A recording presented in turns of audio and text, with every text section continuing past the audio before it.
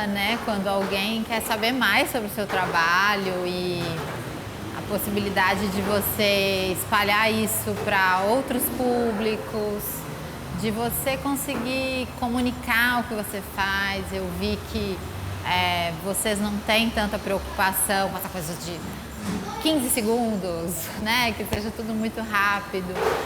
Isso combina comigo, até com o meu jeito de falar, assim, que nas redes sociais teria que ser acelerado, porque tem uma pausa, assim, uma tranquilidade que eu acho importante.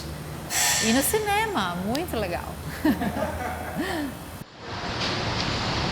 Ai, sempre prefiro os de rua, sempre. Eu tô em São Paulo há mais de 15 anos, então sim, já vim muitas vezes aqui nesse lugar, já participei de eventos aqui. É mágico, né, esse espaço.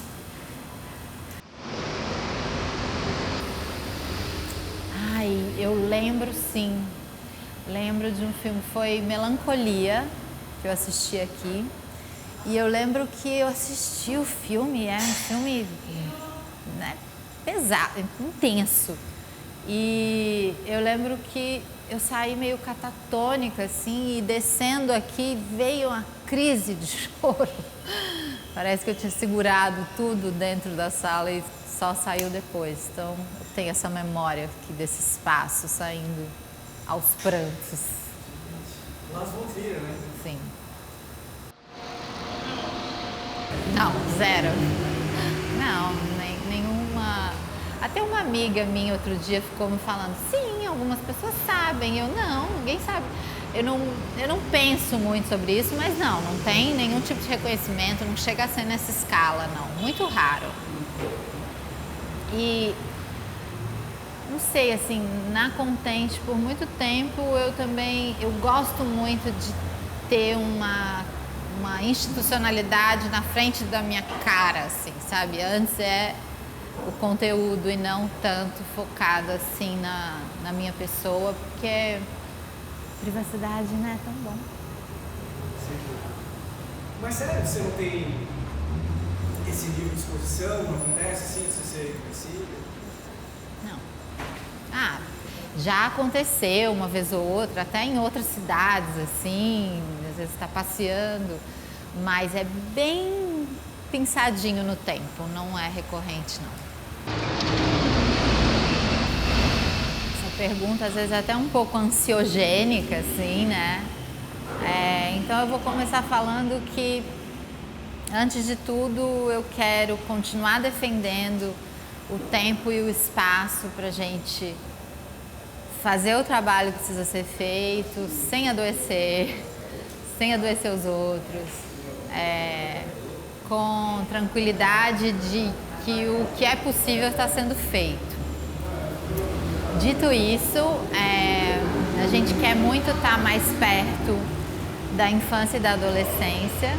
A gente já tem feito um trabalho em torno da infância bem grande, mas a adolescência ainda é um território que a gente está entrando devagar. A gente quer estar mais perto das escolas, a gente quer estar mais perto do setor público. A Contente fez só indo um pouquinho no flashback, né? A gente fez uma virada grande de conteúdo e agora a nossa missão, assim, tem sido ser um farol para políticas públicas. Então, tentar iluminar muito o que a gente sente que precisa ser adereçado de uma forma mais ampla, estrutural, sair das questões individuais e tentar colocar mais impacto no que pode atingir a gente como coletivo. Quem está ali vendo mais no dia a dia vê que a gente não se omite. A gente não tem a pretensão de falar sobre tudo, não tem como, mas tem sim alguns pontos que são bem importantes para a gente. Toda essa área de regulação do digital, trazer mais consciência para a importância disso, né? Para a importância da pressão popular. Então, esse ano eu nem mencionei eleições, mas tem tanta coisa, né? Copa do Mundo, e vai ser um ano que vai mexer muito, né, com o coletivo e com as conversas girando em torno disso. Mas sim, a gente vai com tudo. Vocês pretendem se posicionar assim também? A gente já se posiciona de uma forma muito firme, muito clara, mas é muito legal assim que o nosso posicionamento ele gira em torno de uma visão de mundo. Então, mais do que um espectro político, claro que essa visão de mundo, né, acaba puxando mais para um caminho ideológico, mas muitas pessoas se surpreendem ainda, tipo, não acredito que essa página de esquerda. E a gente, né, fala de pautas mais progressistas há muito tempo, mas eu adoro essa surpresa, eu adoro que ainda tem isso. Então é um sinal que a gente consegue falar com pessoas diversas, porque a diversidade é uma coisa muito interessante, que a gente fala que quer diversidade, mas só se for do tipo certo, né? E diversidade também é diversidade de pensamento. Então, como que a gente pode acolher esses diferentes tipos de pensar e achar mais os pontos que a gente concorda e não o que nos separam, assim. A gente na Contente não faz moderação de comentários, a não ser que seja uma ofensa a um determinado grupo, mas a gente nunca paga, até o próprio Instagram ele organiza, né? Ele coloca algumas coisas para cima de acordo com a tua visão de mundo. Então, às vezes tem gente que fala, mas não tá aparecendo o meu, mas a gente fala, poxa, o seu tá super violento, o Instagram. Ele próprio faz essa gestão. E uma coisa que a gente aprendeu desde o nosso primeiro projeto, que foi o InstaMission, é que o campo de comentários, ele é um espaço de conversa entre as pessoas. Então, muitas vezes, a gente não precisa entrar com algo mais incisivo, porque a própria comunidade faz isso. Quando o assunto é um comentário desfavorável ao que você disse, eu gosto muito de colocar isso do tamanho que tem, né? Um comentário, ele diz muito mais sobre a pessoa que viu aquilo do que sobre o que você entregou. E muitas vezes esses comentários que não nos agradam ou que a gente preferia que não existisse, eles vêm de um lugar assim que às vezes a pessoa não leu todo o conteúdo, né? Não captou aquilo que você está tentando dizer, ou até que ela tem mais informação que você. Assim. Então, primeiro colocar no espaço-tempo, tipo, é uma pessoa, são duas, três, sabe? Não colocar tanta luz nisso. Então, eu, por exemplo, eu não consigo ler tudo, ter acesso a tudo, porque a Contente, ela nasce desse lugar de, antes de tudo, ser um trabalho bom, que te permite ter tempo para sua vida. Então, eu não consigo ler tudo, responder tudo e ainda ter uma vida, sabe? Então, acho que deixar as coisas com o tamanho que elas têm e, claro, assim, se é uma coisa importante, você olhar para isso com abertura também, né? Às vezes alguém vai te mostrar uma coisa que você não estava vendo e que bom, porque o famoso, né, é sobre isso. Eu acho que é uma escolha do criador, é uma escolha de quem está colocando aquilo no mundo e não tenho assim em entrevista muitas vezes eu me complico porque eu falo depende. Que tipo de conteúdo é? Sobre o que você está falando? Hoje em dia, os comentários impedidos, geralmente é quando alguém foi cancelado, né? E a pessoa não quer receber aquela horda de comentários negativos, assim. Mas pode ter um criador, por exemplo, que fala: eu não dou conta de receber comentários ao vivo, isso me faz mal. E aí a pessoa tá no direito dela de ter a caixa de comentários fechada. Quando a gente fala de moderação e regulação das redes, o problema é muito, muito mais embaixo do que o campo de comentários. A gente está falando de crime mesmo, né? A gente está falando de redes com acesso a um conteúdo nocivo, pornográfico, violento, misógino, racista. Então, as redes são capazes de identificar em segundos tudo isso.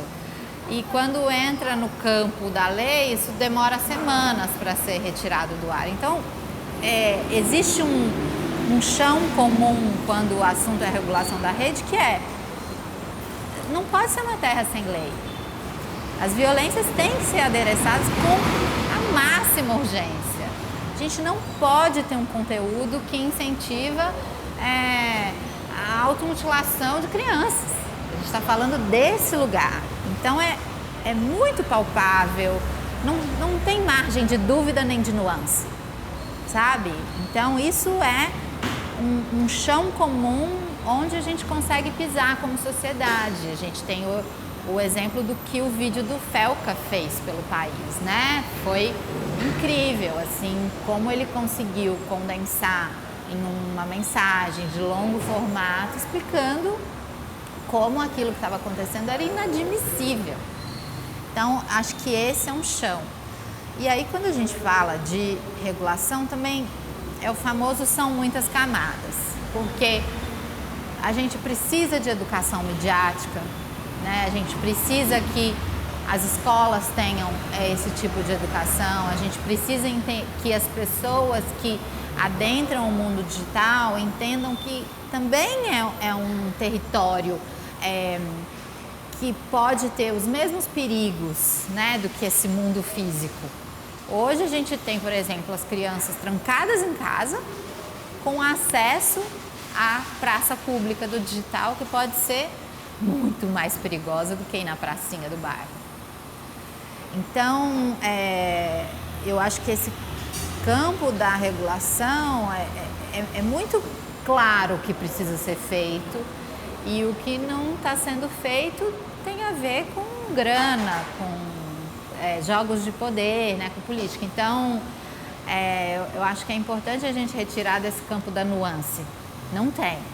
Aí, quando a gente vai falar do indivíduo, aí é outra história, né? Aí tem todo um campo de educação que você mesmo tem que fazer para respeitar os outros. São regras do nosso mundo físico já, mas que a gente precisa levar isso para o digital.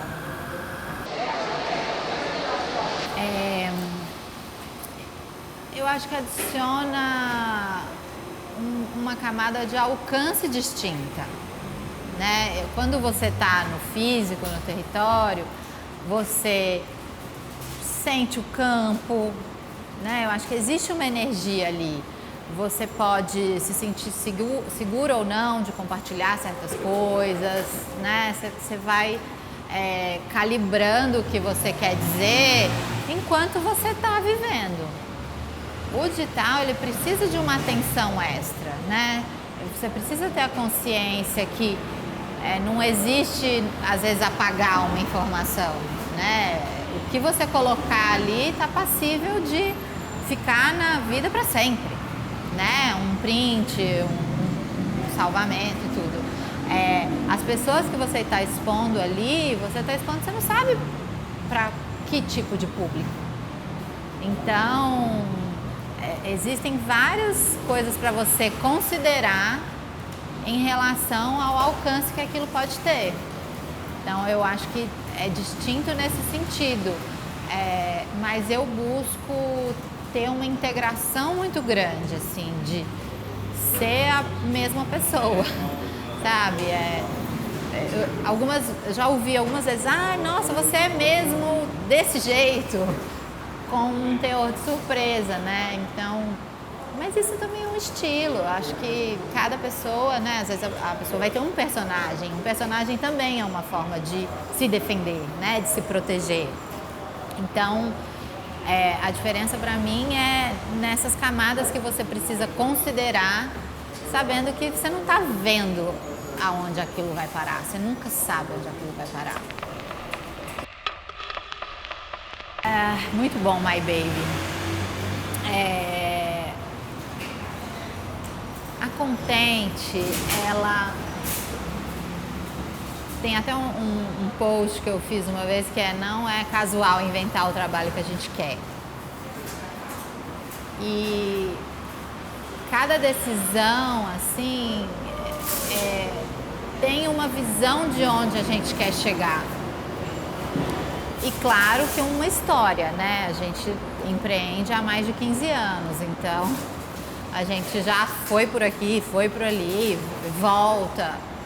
E a gente já teve uma equipe maior, então hoje são 3 pessoas, eu, a Dani e a Ilana Pires, que você está conhecendo no podcast, mais assim. A Ilana está com a gente desde 2019, uma redatora, jornalista brilhante. E sim, nós 3 fazemos tudo. E muito porque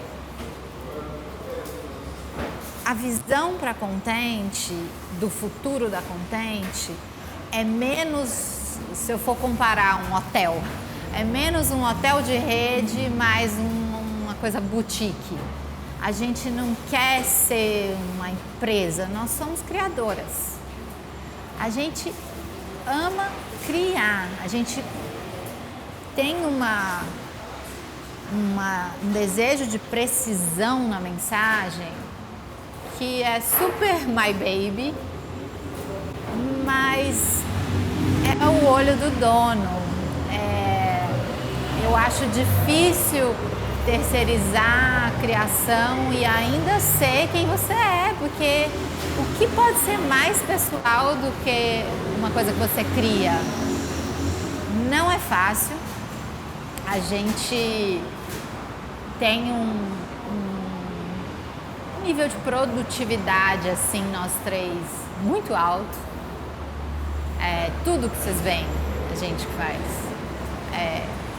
Então, sim, acho que é um pouco isso, assim. A gente quer muito mais ter esse espaço de artista. Eu quero continuar criando, porque a gente já teve uma equipe grande e aí, surpresa, eu parei de criar e só fazia gestão, né? Só ficava ali, conversando com a equipe, sendo cheerleader, vamos, galera. E eu não preciso disso, assim, o meu lugar de poder é o lugar da mensagem, é o lugar de contar a história. Se eu terceirizo isso, eu perco isso. Então a gente ainda tá num nó, né? Como crescer, porque a gente é menos sobre, de fato, ter uma empresa grande, não é a ambição, não, mas tem um grande impacto. Então, como aumentar impacto sem perder aonde você quer chegar, perder a tua qualidade de vida, perder a sintonia entre as criadoras. Então, esse é o nosso desafio. Entende? A gente até, claro que tem coisas que se repetem e fórmulas, mas é muito pouco. Se você pensar numa banda assim, às vezes o baterista pode ficar doente, né? E tem um sub, né? Você faz muito isso. Mas de repente o vocal não dá, porque se for vocal, aí vocês são front, fica bem difícil de. Né? Ai, acho que essa resposta vai ser um pouco frustrante, assim. Eu sou muito do digital. Muito. Sempre fui assim. Óbvio, né, que não tem nada que se compara com a materialidade de você segurar algo, assim. Mas tem uma riqueza de possibilidades, uma velocidade, leveza de saber que aquilo não vai ficar, sabe, para sempre cristalizado ali no digital, que sempre me atraiu. Eu sempre fui muito desse formato, até livro, assim, eu amo Kindle, eu amo essa possibilidade de acabei um livro, nossa, tem aquele outro, já vou baixar uma amostra. Eu adoro isso. Então, não sou tanto essa pessoa, mas dito isso, eu acho que tudo que vai para um extremo não é tão legal, né? Então, gostaria que também o impresso tivesse cada vez mais esse espaço para os amantes, que são, assim, muitos. Mas eu sou super digital.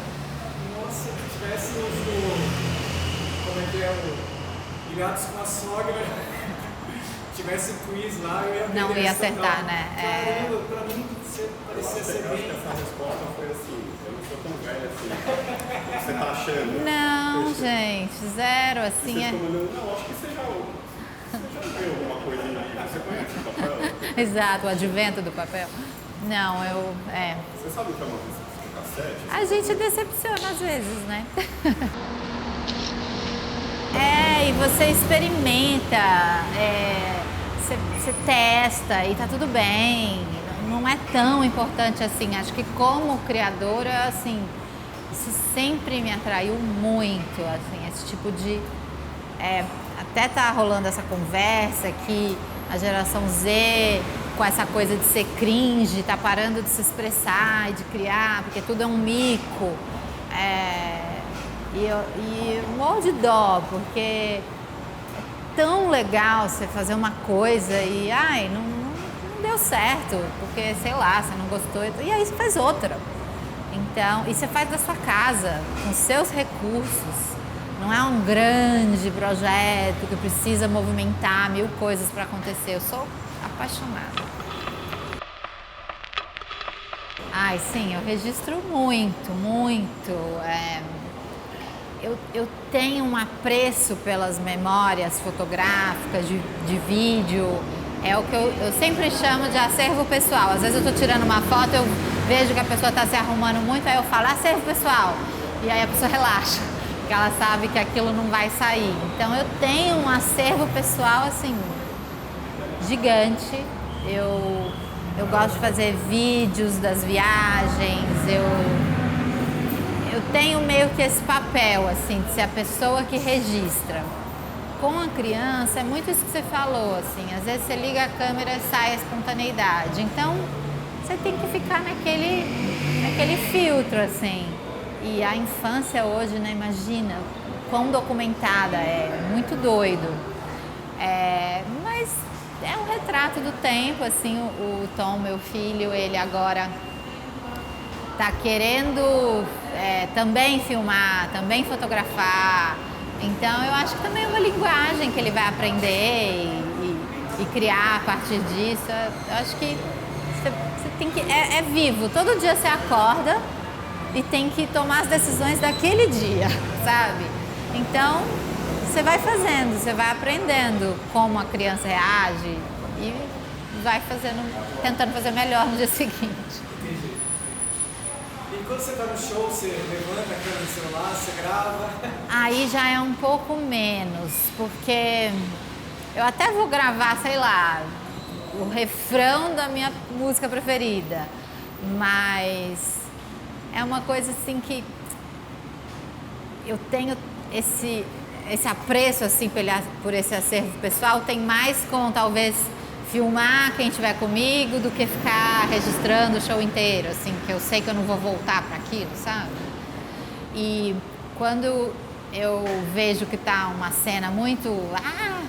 eu quase sou aquela, não, então deixa eu equilibrar aqui, ser um pouquinho de resistência e não ser mais uma mão, sabe? Quando você tá pronto, ele fica lá no Não, imagina.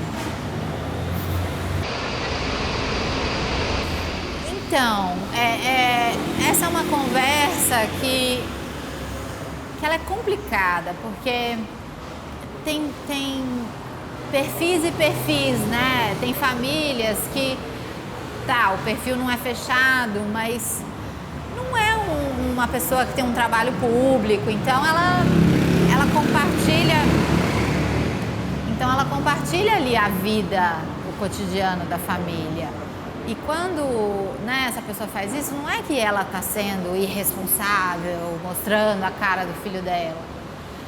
Assim como está no direito também da mãe escolher não mostrar, né?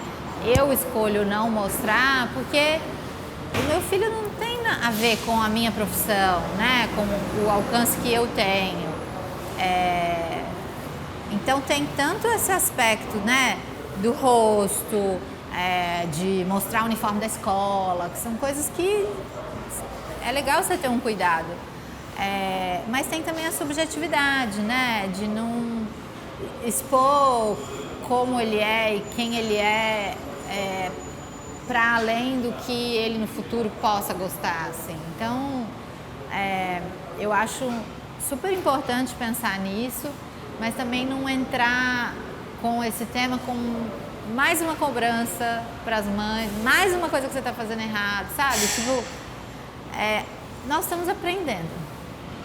E o que a gente sabe hoje é que as crianças são a minoria mais subrepresentada que existe, porque quem que está levantando a causa são os adultos, né? As crianças, elas não têm essa voz ativa, né, na defesa dos seus corpos, dos conteúdos. E os conteúdos infantis são usados para fins muito horríveis. Então, isso é uma informação. Isso existe. Você tem que saber que isso existe. E a partir daí, você ir tomando suas decisões de como você vai cuidar desse conteúdo. Luísa, eu queria gravar um react seu no vídeo.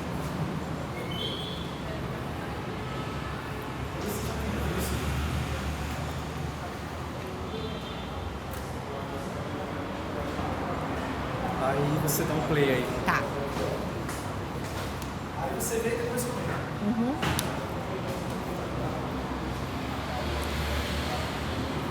Que porra, eu quero saber isso! Todo você tem como saber. Eu não sei que tanto diabo se conversa. Eu sempre achei que parente bom era aquele que a gente viu uma vez por mês. Agora não. Noite, querido. Boa noite, querida. Bom dia, querido. Toda hora você não consegue mais fazer uma reunião presencial. Porque se está em 4 na mesa, está 3 conversando no celular. Daqui, todo mundo com o celular na mesa. O que vocês têm de importante que estão com o celular na mesa? Vocês estão esperando o telefonema do Xi Jinping? Vocês estão esperando o telefonema do Putin? Vocês estão esperando o telefonema de quem? Você tem alguma namorada para ligar para vocês? Algum namorado? Não. Isso chama-se dependência digital.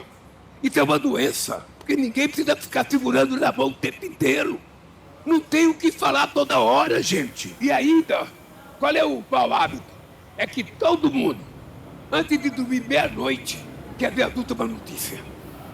E quando acorda às 6 horas da manhã, ao invés do marido dar um cheiro na mulher, a mulher dar um cheiro no marido, cada um pega o celular. Passa o quê, porra? O que eu quero saber 4 horas da manhã? O que eu quero saber 5 horas da manhã? O que eu quero saber meia-noite? Eu quero saber notícia ruim para perder o sono. Ah, morreu um cachorro, não sei de quem. Ah, não sei quem atropelou. Que porra, eu quero saber isso? Lulão, né? Muito bom. Eu quero saber isso. Ai, é tão profunda essa questão da dependência digital, né? A Contente, ela nasce principalmente a partir dessa investigação de como que a gente faz para lidar com esse inferno, né? E tudo que você imaginar, assim, de ferramentas, de autocontrole, de né, algum tipo de privação, eu já testei, assim. Então, ai, detox digital, ai, desinstala redes sociais, sai de redes sociais e coloca os limites e tudo. E tudo isso dura, os efeitos dessas coisas dura muito pouco tempo a partir do momento que você solta. E eu ficava assim, mas não é possível. Eu sei tanto sobre o uso nocivo e como é que eu não consigo? Como é que alguém vai conseguir se, tipo, eu dedico a minha vida a estudar isso? Como que uma pessoa que não está nem pensando nisso vai conseguir lidar? E aí eu, com essa inquietação, eu decidi me especializar no campo das emoções. E aí foi pela primeira vez assim que eu primeiro entendi o quão profundo é aquele problema, mas ao mesmo tempo encontrei assim, um caminho. O que te faz ver uma notícia, ficar buscando a notícia que morreu o cachorro 4 horas da manhã em vez de estar são suas emoções, né? Algum desejo de fuga daquele momento que está ali. E aqui, né, do outro lado do telefone, tem todas as rotas de escape. Então, desde que eu me aprofundei nesse campo, eu entendi que a gestão de tempo é gestão de emoção. Não tem separação. E que uma das únicas coisas assim que me ajudou a ter um pouco mais de controle, de autonomia, foi estar muito consciente desse mundo interno. Então, é só quando você entende o que te impulsiona a fazer o que você quer fazer que abre um período de escolha. Porque é um momento que você consegue ver o desejo e não só manifestar o desejo. Né? Se eu estou agindo inconsciente dos meus desejos, às vezes numa pausa de um barulho eu posso vir aqui e pegar meu telefone. Né? Deu algum bug técnico aqui. Mas se eu coloco intencionalidade, aí parece que abre uma mini janela. Que é um mini segundo antes de eu fazer aquela coisa. E aí, nesse espaço, aí mora a minha capacidade de decidir. Então, é aí que eu consigo. Eu tô, né, com meu filho e me deu um tédio brincando de Lego. Quem nunca, sabe? Não, minha intencionalidade eu estou aqui. Como que eu posso achar uma coisa que me divirta nesse campo e não aqui? Então, é muito complexo, né? A gente criou uma armadilha e tanto, e eu gosto de falar que a gente está sendo cobaia de um experimento que a gente não deu ok, que a gente não topou, mas nós somos essa geração e seremos estudados. Espero que a gente saia do outro lado, assim, mais forte. Você tocou, assim, na questão central, que é as habilidades de lucidez, de gestão emocional, de conversação, de atenção, elas não são uma dádiva te dada ao nascimento. Né? A lucidez, eu acho que é o maior treino da nossa vida. É tipo, eu tô tomando as minhas decisões com base em quê? Sabe? Com base em que mundo informacional? Você saber que cada pessoa, quando ela sai de casa e vai tomar as decisões dela, ela não é só, né, um saco de ossos. Ela é de onde ela nasceu, da família que ela veio, das agressões que ela sofreu, dos afetos que ela tem ou deixa de ter, do resultado da conta bancária, de como ela dormiu ontem, do que ela comeu, do que ela não comeu. Então, assim, tá todo mundo, é um salve-se quem puder. E essas habilidades, assim, precisam ser desenvolvidas. Tem um conteúdo que eu fiz um dia para Contente, que o mundo está nas mãos de homens desequilibrados emocionalmente e está todo mundo vendo, né? A gente está assistindo esse desequilíbrio que pode nos levar, né, para essa guerra mundial. Então, é muito grave, é muito importante a gente entender as habilidades do futuro, que são, de fato, a capacidade de você prestar atenção em alguma coisa. Como é que a gente treina a atenção? A gente medita, a gente, né, fica em silêncio, como que a gente treina a lucidez? A gente entende onde os nossos pensamentos estão ancorados e qual é a verdade por trás daquilo. A gente precisa treinar muito mais assim a nossa mente do que só os nossos músculos. Que bom que a gente está com essa consciência, né, da finitude e de que nós vamos envelhecer. Se tudo der certo, né, a gente vai ficar bem velhinho e vai precisar conseguir levantar, né, da privada. Então é tão palpável quanto isso, mas a qualidade da nossa mente também. E eu vejo muito pouca conversa em torno disso.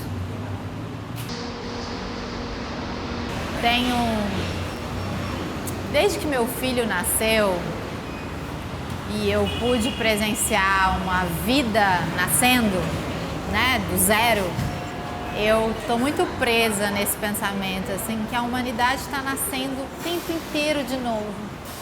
E todo mundo tem que aprender todo esse conjunto de regras o tempo inteiro.